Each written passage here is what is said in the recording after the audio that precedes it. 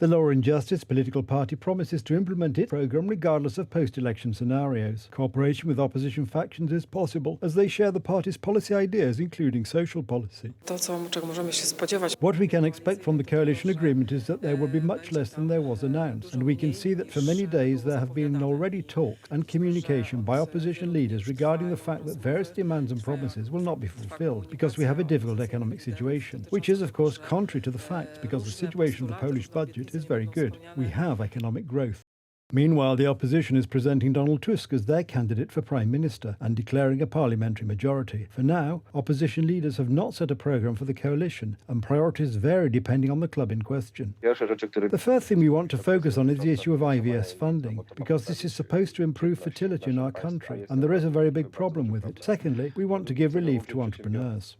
The Together party is considering forming a separate grouping in the Sejm. A decision on the matter is expected in the coming days. The party's deputies disagree with the left on some issues, such as the dismantling of the central transportation port. There is no shortage of separate opinions among left MPs either. This morning on TVP Info, Anita Kochache-Dziedzic, when asked if the armaments contracts will be broken, said that there would definitely be an audit of those contracts.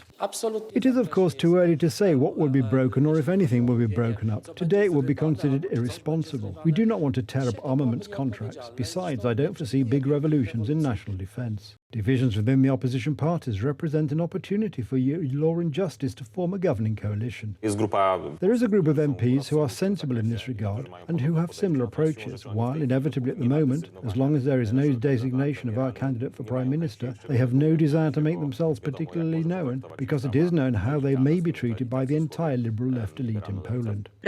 Law and Justice won the elections. It has 194 seats in Parliament. This is the largest club, and this is the grouping, the camp of the United Right, which has governed so far and can ensure further stable governments. Opposition leaders are pushing the president to immediately designate Donald Tusk as Prime Minister, as they expect polarization. It was said that PSL with Poland 2050 will split after the elections. It was nonsense anyway. Now we see a big split, and also I think it is expected on the left. And we will still impose such a fundamental, very often programmatic difference between this economic liberalism as far as the civic platform is concerned.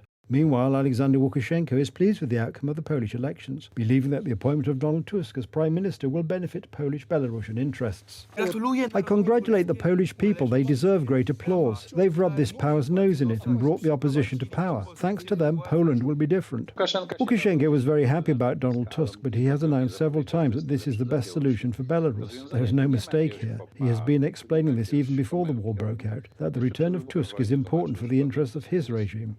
The newly elected Sejm will hold its first session since the elections on the 13th of November.